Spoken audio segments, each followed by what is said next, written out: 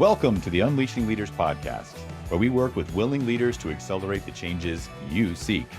We'll learn from the experiences of different leaders facing real challenges and distill practical, purposeful steps to apply in your context. I'm Lee Scott, your curious co-pilot. Together, let's make positive changes for our companies and communities. Welcome back to the Unleashing Leaders podcast. It is great to be back with you guys as we wrap up our 4-part series on demystifying vision. This particular episode is going to zoom in on how do we mix and match and tell the stories that leaders tell in a couple of different scenarios that are very common, very frequent, and you have the opportunity to really raise your game with the kind of connection and impact that you get to have when you're sharing these stories. Now, when we talk about vision, and leaders telling story, there's lots of scenarios that we encounter on a regular basis when we're advocating for some kind of change. And I'll just give you kind of a quick summary here. There's when you're out networking or pitching your ideas. There's sales conversations when you're trying to land a new account. There's recruiting talent, which is just sales on the supply side. If you're working with the human beings, which most of us are, there is onboarding. There's delegating particular projects or assignments or even tasks to individuals. There's negotiating with other folks, whether you're in conflict or you're just trying to solve a problem. There's advocating and elevating and escalating issues to higher level folks to get something that you want. All of those are scenarios where, you are, as a leader, infusing vision into the conversation. You're trying to, if not inspire, at least interest and engage the other party in helping you achieve something that's, hopefully mutually beneficial to both of you in some aspect.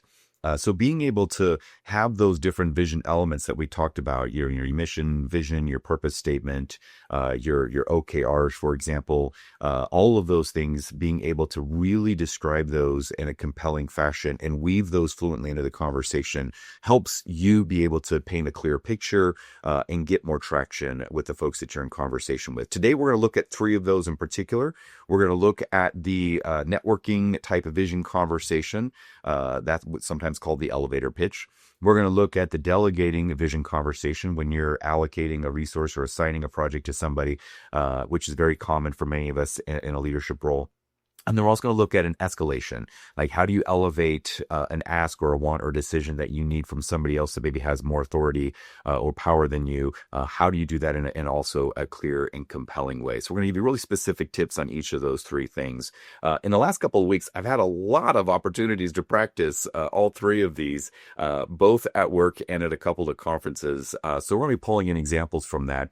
A couple weeks ago, I was at the Idaho Leadership Annual Conference up in Sun Valley, Idaho, where I got a chance to hang out with, the governor, the Secretary of State, Secretary of Education, Lieutenant Governor, a bunch of the CEOs and C-suite level officers from major employers in the region, places like Simplot and Micron and Albertsons and our hospitals, and then all the educational leaders, the presidents and superintendents of K through 12s and universities and colleges. And just, other folks looking to really make a difference. At this particular conference, the focus was on workforce and development and education. So really, how do we help prepare and expand our human capital to be able to deliver the goods and services in our region? I had an opportunity to kick that off, and it just in my little 5-minute segment got lots of folks saying like, wow, that was really engaging. You had us moving, you had us laughing. And that was an opportunity to do a little elevator pitch. We were one of the sponsors of that event. So I'll be able to share some of the ones that I heard during that conference. And we have some guests coming up on some of our future episodes, Dr. Derek Bubb, for example, with Superintendent of West Ada. So I have plenty of examples from that and lots of the networking that I was hearing from others. Also really energized from coming back from the 60th annual shareholder meeting for Berkshire Hathaway. That's one of the largest holding companies in the world, of course, founded by Warren Buffett and his partner, Charlie Munger. Their 60th session. And at 94, we kind of had a suspicion that this might be one of his last a couple of shareholder meetings, and something I always wanted to do. Some people call it the Woodstock for capitalists, right? It's kind of like, getting there and hanging out with folks. And he does the long game so well. But hanging out with other dignitaries there in the audience, getting to hear their stories and their pitches at their different booths and whatnot, from everything from Tim Cook from Apple to, Mark Cuban, things of that nature, right? So just being able to hear all those different examples and see all those different visions. And across both of those really awesome events, being able to reinforce and see the patterns, being able to differentiate the ones that were really inviting and inspiring and compelling versus the ones that just kind of felt totally flat. So I want to distill some of those down in some examples for you using the patterns of these three stories that leaders tell. So the first one is sometimes referred to as the elevator pitch. And I think most of us have heard that, but I want to really kind of decompose it and give you some language units that you can mix and match and weave for your different scenarios. So, the elevator pitch is, anytime you're in kind of a networking, connecting type of atmosphere, maybe, getting on a plane, standing in line at the boarding, at an event, like I was talking about. Maybe it's chatting with other parents on the sidelines during a soccer game, but it's a chance where you get to kind of, introduce yourself or maybe make a connection and just see if there's a there. Now, the way most people handle that particular opportunity is they focus on the role. And the big thing I want to differentiate here is rather than focus on the role, I want you to focus on your goal, because the role is kind of flat and kind of boring. So, the typical answer is like, hey, what do you do? And you're like, hey, I'm an accountant, I'm an educator, I'm a student.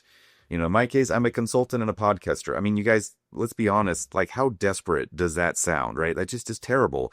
And the focus is on you and your role and your job, and your job title. And, not that your job's not important, not that it matters. It's just, it's harder to build a connection from there. People just kind of put you in a box there. And so maybe if you really don't want to talk to the person sitting next to you on the plane, that's what you say, right? But if you want to create a meaningful connection as a leader, you want to be able to share a little bit of your vision without also getting too much on your soapbox so that they, kind of turns them off and overwhelms them.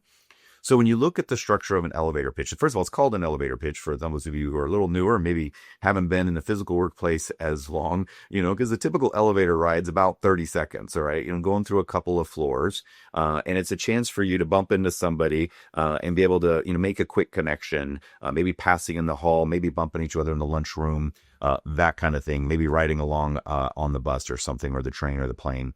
And it's great when you're meeting somebody brand new. It also might be somebody and they're just asking you, hey, what's up? What you working on lately? And you're like, stuff. I'm busy. I'm tired. This place sucks. Like, it's an opportunity there for you to also kind of share a project that you're working on. So let's zoom in and look at a little bit of the syntax for it. Kind of traditionally, we would look at a couple of components here. And again, you got to mix and match and make it your own.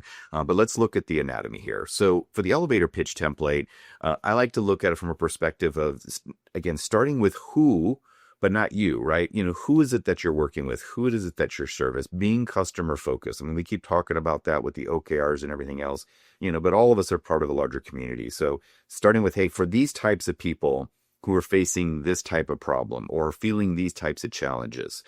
So that's the first part. For these folks with this challenge, we are working on this outcome, right? So that's the third component. And again, you'll hear elements and leadovers from your mission and vision statement or your OKRs by changing this process or this product or delivering this service, right? So that's the vehicle by which you make those things happen. And then ending with some kind of call to action. All right. Just as little as like, hey, would you like me to send you a link, or would you like to hear more? Or, what's an example that you have that's like this, or what's an experience that you've had with somebody in this role? So it allows you to be able to, pass the ball back to them quickly so you can really engage in a conversation. So once again, the syntax for an elevator pitch is, for these types of people who are experiencing these types of problems, we're working towards this outcome or this destination by, delivering or changing or doing this process or product or service with some kind of a call to action. So that's the syntax. So let me model the way. I'll use our organization as an example, and then I want to give you from a couple of other industries so you can get a sense of how this might mix and match. Now, remember, the elevator pitch isn't just you just saying your tagline. It's not you just reciting your mission statement. It's a way to engage somebody in a conversation. And your goal is at least to be interesting enough to have them follow up with a subsequent question, right? It's not necessarily to get them to sign a new contract, right, at the end of that message. And again, it's got to be about, 30 seconds or so. So here we'll go for something, here at Unleashing Leaders. I might say, hey, we work with leaders who might be feeling overwhelmed by really complex challenges. And we work with them to be able to accelerate the changes and navigate that turbulence with a little more grace and confidence and peace of mind. And we do that by providing fractional trusted change agents to be able to supplement their leadership teams or really specialized services around change management and process optimization to really help them be able to navigate that uncertainty. Right. So that's not my perfectly scripted one, but those are just some of the language units that I might put together. And then my call to action would be, what's a challenge that you're currently facing that, maybe is causing you some angst and frustration. Right. And then they're like, oh my gosh, we have all this stuff going on at work and blah, blah, blah. And, 80 to 90% of the time, they're never going to, they're not going to sign a contract. They're not going to hire us right there on the spot, but there will be like an interest in exchange. And then they get to talk about their challenges and what they're dealing with. Right. And then the conversation can go from there. Right. We can maybe connect and empathize with the challenges they're facing. We can then follow up with some options, and provide some value right there in that conversation. If it's a one-on-one, if you're on stage and you're doing the kickoff after the lieutenant governor and the CEO of the largest employer in the region have talked, right? And you got 5 minutes to make an impact. That's where you get to make a little point about what you guys do. And it's not describing your service catalog. It's not giving them the price sheet. It's not talking about your role and why you're special and significant. It's really talking about those you serve. So let me give you a couple of other examples. I'll use Simplot. They're a really large employer up here in Idaho. They were really big on, moving forward the whole potato industry. And so most of the fries that you eat and, at McDonald's or at your freezers, at your local grocer, almost all of those come from Simplot. So, 15,000 employees, 6 to 7 billion-ish or so in annual revenue, been around for like 90 years. So, really, really big organization. Now, in Idaho, at least most folks really know who they are. So they can just say, hey, I'm so-and-so from Simplot, and we all kind of get it. But, when he's up there doing his pitch that day, he's like, hey, we're really working to feed the world for people facing food uncertainty and for supply chains that are likely to be disrupted. We're trying to make sure that we have a sustainable source of nutritious food that can feed the world.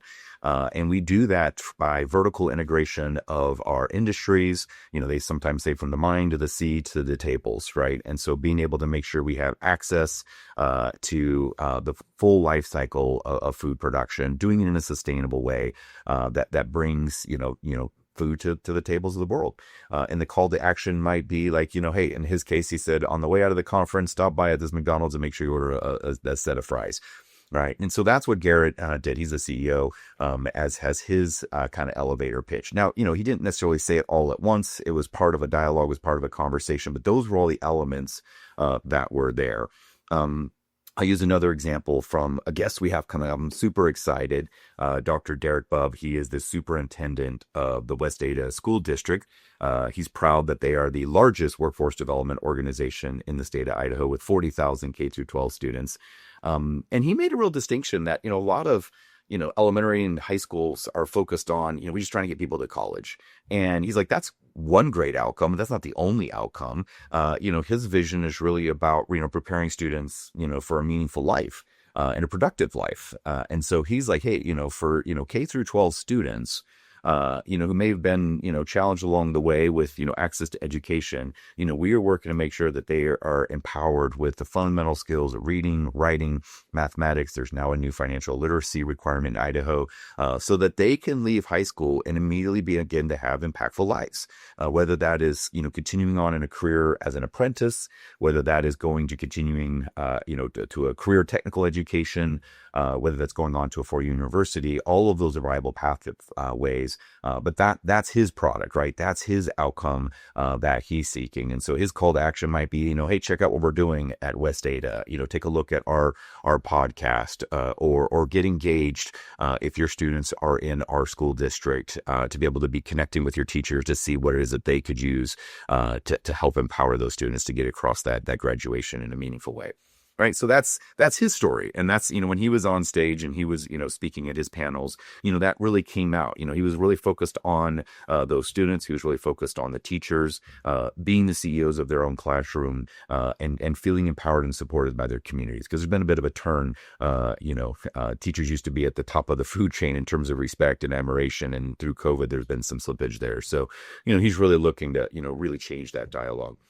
So that's an education example. So the elevator pitch, again, whether you're on stage or you're bumping into somebody at a networking conference and they're like, hey, what do? Avoid the desperate plea to just say, hey, I'm a hungry, starving consultant. Will you please give me some work? Avoid the selfish focus on just, your role. Hey, I'm a dentist. I am an accountant. I am the chief operating officer of this organization. Maybe that comes up at some point in the conversation, but my recommendation is start by talking about who you serve and the problem you help them solve. And that will be a more powerful entree into a deeper conversation. Those are a couple of elevator pitch vision examples, but let's give one of my all-time favorite elevator pitches. And it is found in the preamble of the U.S. Constitution. This is all the elements, you guys, in there. And when you look at it, it's just a great pitch to what it is that our country is about. And look at the syntax, right? So it starts with "we the people of the United States." So it's starting with for these types of people who are facing what kind of challenges? Well, in order to form a more perfect union, establish justice, ensure domestic tranquility, provide for the common defense, and promote the general welfare, right? So those are the outcomes that we're trying to address, given our prior forms of government with the Articles of Confederation and all the kings and queens issues we've had over a few millennia. And then there is what's the purpose for all of this is to secure the blessings of liberty for ourselves and our posterity, right? And so to allow us to be able to encapsulate a world where the individual liberties shall not be infringed, and to do so also for our children's sake. And then there's a call to action, and the call to action is to ordain and establish this Constitution for the United States of America.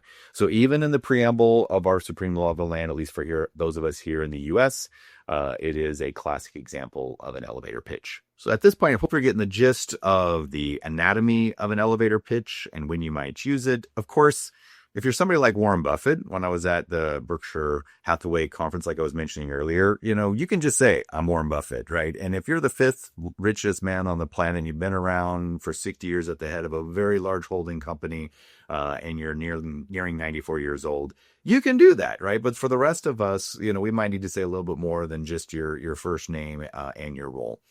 Now let's take a closer look at going beyond that initial contact, that initial connection that you're making. So now that you're in an established relationship, you're a leader, you've got a team, maybe they're volunteers in an organization on youth sports, maybe it's people that you're working with in your church, and there's some idea and some task or project that needs to get done, and you've got an idea of what it might look like, and you're trying to convey that to engage them and assign them in contributing to that project. So that's where we move into the delegation story.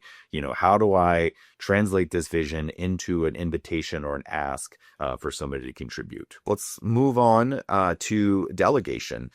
So now we got a different audience. Now we're talking about a member of your team, a member of your organization. Maybe it's a volunteer coach that you're working with in youth sports. Maybe it's a member of your church, and you guys are trying to organize the way you changed the setup at your church sound system, which we just did recently. So at some point there comes a time where you've got an idea or a vision about a specific thing that needs doing, and you're trying to effectively delegate that to somebody. Now, we've got a whole module in our leadership conversation series on delegation to different types of employees, right? Whether they're brand new or they're veterans, or whether they're really eager and engaged, or they're, Teflon and just nothing seems to stick with them and they have every excuse in the world. So check out our leadership conversation series if you want more about this particular scenario. But just to give you a short taste of it, when you're delegating, this is where, Simon Sinek's model around start with why really, comes into play. Because the typical way we delegate and we share that vision is we start with the how. All right, this is how I want you to do this task, right? I want you to, rewire all these cables here and plug it into this central new rolling device that we have. and then what it is that you're doing. And so, we're going to do this. We got to make sure that everything's labeled and is correctly tied. And then why we're doing it is so that it's a little more efficient.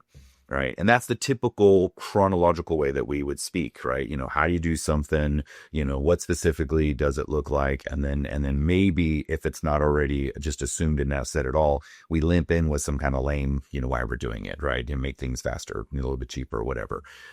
So I flip that script, as Simon Sinek likes to say, and with the golden circles examples of, hey, start with the why, then the what, and then really engage them with the how. Now, of course, you got to scale this. If they're a brand new intern, have never done this ever before, yeah, you're going to spend more time on the how, of course. That's a situational leadership scaling there. But I'm talking for, your typical, they've been around a year, couple, and you've got some, existing contextual shared understanding of what the heck you guys are doing. Again, try to get more on the, start with the why, then the what and the how. So what does that delegation look like from a vision perspective? So, take a little moment to really, again, talk about, hey, I need you to take on this project, and it's to serve these customers. Like, name the customers.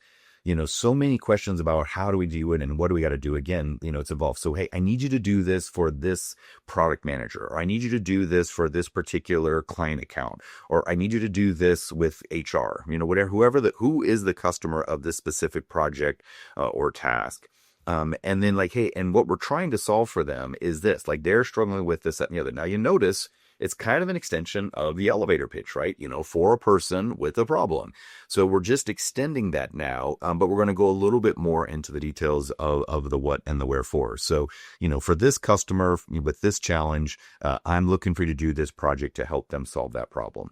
Right now, the specific product in this case, what I'm looking for is now where you want to start adding in some numbers and nouns, right? So if you're asking for a PowerPoint, say, like, hey, I need a pitch deck, I need a PowerPoint slides. Name the number of slides. Like I need like 3 to 4 slides, or, I need 1 to 2 pages in Word, or I need an Excel document, if you're working in a knowledge basis, or you're like, hey, if you're in construction, right? Like, hey, I need the deck on this particular house, to take that wood and make it according to these specifications with this architecture. So that's the what is it that you're trying to do? So, I need it done in about 6 days. I need it done in this. I need it done in that. And then the how, right? And then closing up with what are some of the behavioral expectations, or what are some of the guardrails that are going to inform that person when they're doing it. So in this case, this is really about as good as it gets by deadline. Like we are really time constrained, and we want to make sure that we're being mindful of whatever it takes to get it to that finish line. Or maybe this is more about a quality play, right? Hey, I really need you to take your time on this. I need to have real attention to detail. I need to make sure that you're iterating rapidly with your customer. Or maybe this is very cost conscious, right? Hey, that's something that's got to stay within budget. Now, people talk about scope, schedule, and resources, but and all of those are related. But in any given delegation, any given task, the vision needs to inform, which one of those is really primary. So which of those is most fixed, which of those might be more flexible. On the delegation vision, one last little thing to mention here is you also want to share your vision about how much latitude do they have. And this is, again, something that if we don't make explicit, then it often creates more anxiety or sets us up for more frustration than we would otherwise experience. So if I'm dealing with, a really brand new person that's more junior to this type of project, when I'm sharing the vision, I'm like going, hey, my vision, part of this is new for you. And part of my vision is that you're going to really learn and you're going to grow from it. And I want to make sure that you have the opportunity to do that with support. So that's part of your vision story, is to talk about your relationship and what's in it for them and what it means for them. So as a result, I'd like to have more frequent check-ins along the way. I want to iterate very rapidly on this, take a couple of days, sketch out your plan, bring it back to me. Let's review it. I like to call this the high level of insurance, right? Like, I want you to recommend and then act, in this case. Or your vision is, look, you're a pro, you're a master, you're awesome at this. I really want you to be pretty autonomous with this particular assignment. I want this to be a chance for you to showcase your prowess and your confidence. So in this case, really, I give you a large discretion in how you're going to go about doing this. You may not do it exactly the way I do, and that's totally okay. but use your training, use your tools, use your other partners and mentors, to be able to really make this your own thing. So that's what I call the low insurance part of the vision, where you're saying, I want you to take action and then inform me after the fact, right? So, don't keep coming back to me, bogging me down with every detail here. I'm truly empowering you. So it's extending from the elevator pitch. We're doing this for a customer, trying to solve this problem. A little bit more of the numbers and nouns about the products, 3 pages of this or 200 yards of that, or this amount of dollar in this contract. And then giving them the latitude, right? Is it shorter iterations, higher insurance, where you really want to make sure you're supporting them? Or is it more latitude, more freedom, more autonomy, or somewhere in between? So when you really articulate a vision in that way for a project or a task, you're setting them up for more success, and you're reducing the likelihood of unnecessary churn and spin. So that's a little bit about the delegation of a vision. Lastly, let's wrap up with a very common vision conversation that causes a lot of leaders to get stuck, causes a lot of frustration, a lot of hurt feelings. People get mad at each other both ways. And this is when you are operating kind of at the edge of your sphere of influence, but you don't quite have the authority or the access to the resources or the decision-making levers to do what you think needs to be done for a given situation. Or maybe there's some uncertainty and you're really needing some guidance and some air cover before you proceed with some idea or vision or solution that you have in mind. So we call this an escalation or a vision. It's where you're leading up to be able to advocate and inspire somebody perhaps in a higher level of authority. Remember, we differentiate authority and leadership. I know I sometimes get those names interchanged, but in this case, we're being very explicit about it. You're trying to be an impactful leader, and you need to elevate a situation to the attention of somebody at a higher level of authority to get access to the resources or get a decision made, or move some impediment that's blocking you. In this case, the normal, usual way about doing it, it often kind of falls into a couple of really nasty habits. One is just asking, hey, can we do X, right? Can we move forward with this? Can we fire this person? Can we change this requirement? And anything that ends in a yes and no, when you're asking somebody else to help you, a no is so much easier to that person than a yes is. Yes usually means more work. Yes means more risk.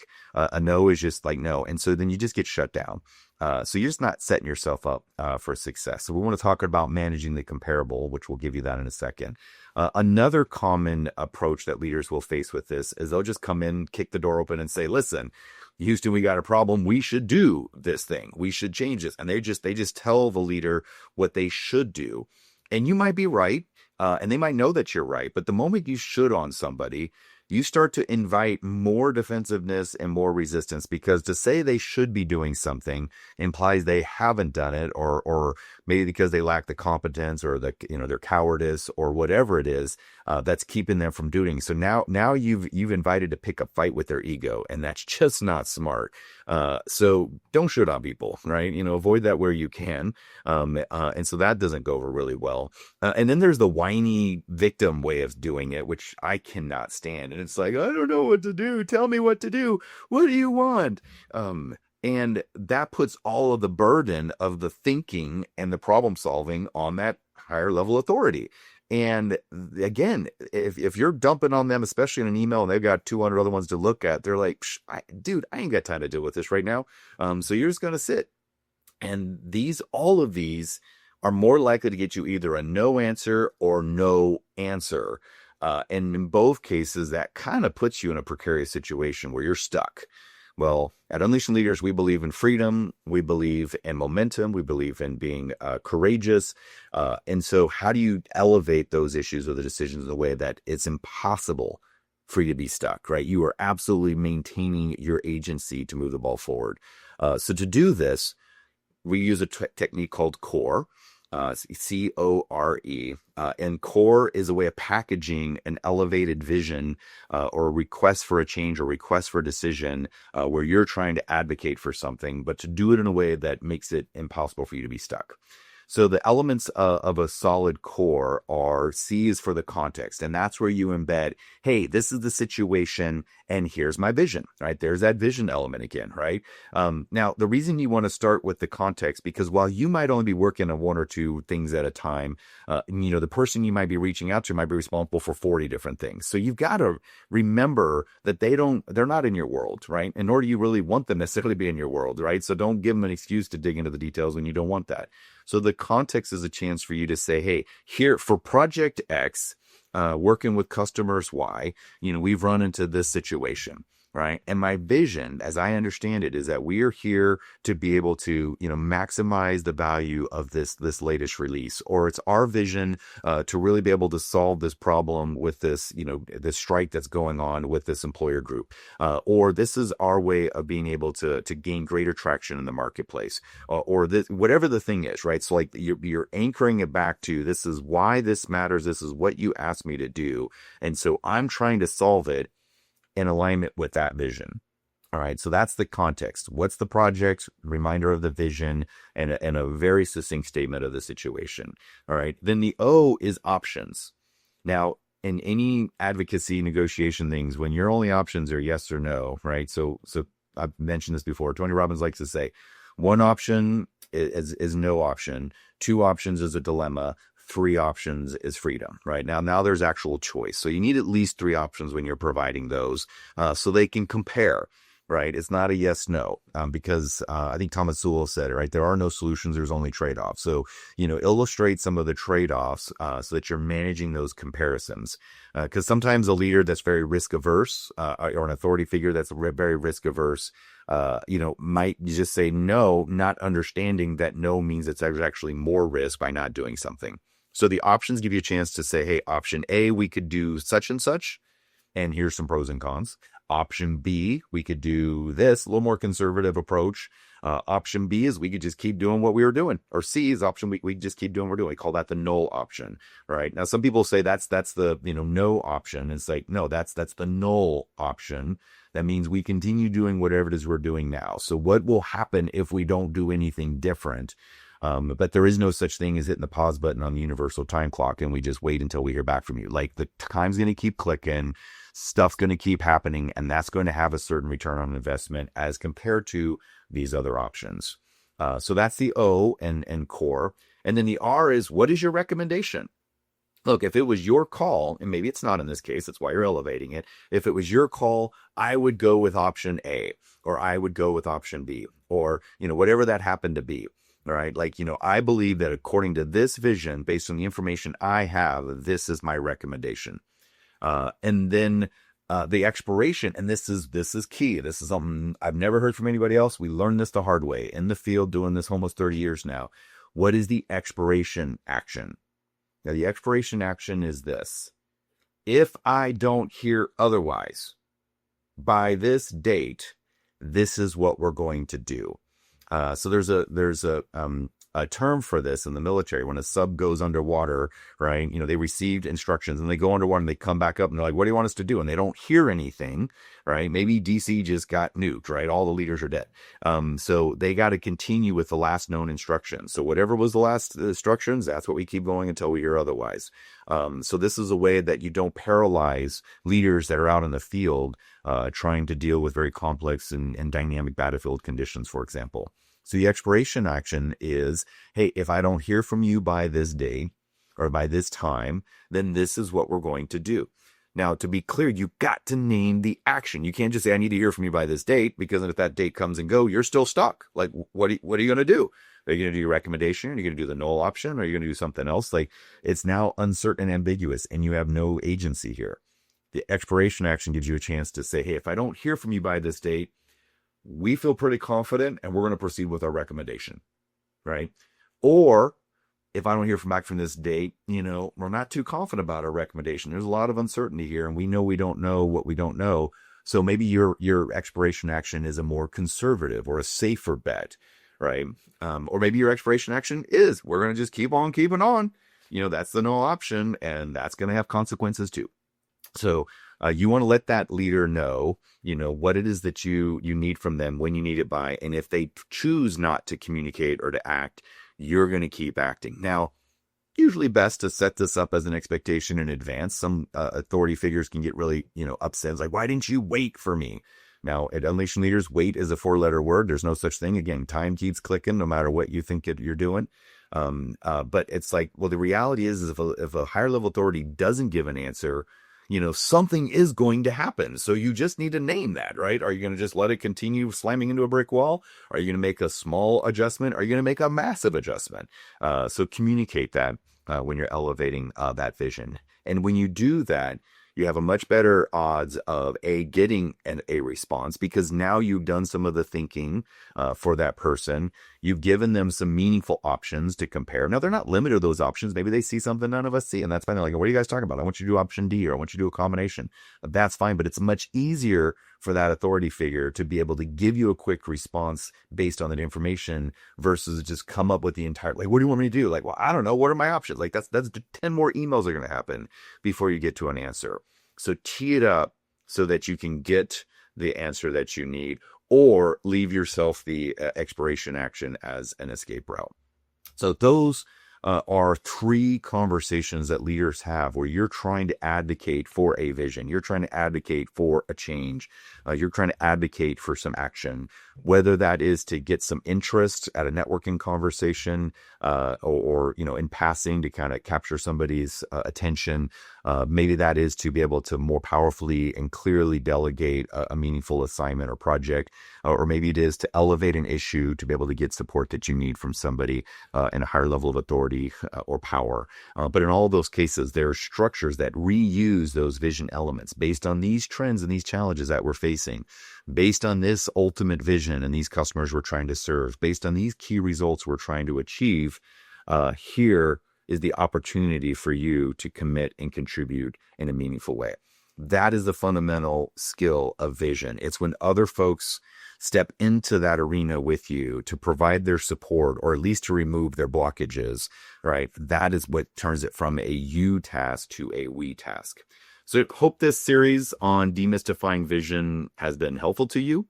Try to give you as many examples as we can from different industries. We've got a bunch of great episodes coming up with different leaders. You're going to hear their vision. You're going to hear what their passion and their purpose is, and continue to learn from their challenges that they face and how they get unstuck and unleashed. Thank you again for checking out the Unleashing Leaders podcast. We are going to be resuming our guest episodes, like I said. In the meantime, continue to love, continue to lead, and continue to learn out in the communities that matter most to you. Thank you for joining us today on the Unleashing Leaders podcast. Subscribe so you don't miss a moment that could be the key to your next breakthrough. Let's stay connected and contribute together by grabbing that @Unleashing Leaders handle on LinkedIn, YouTube, or your favorite network. This is Lee Scott. Keep learning, loving, and leading. Our future and our communities are counting on us.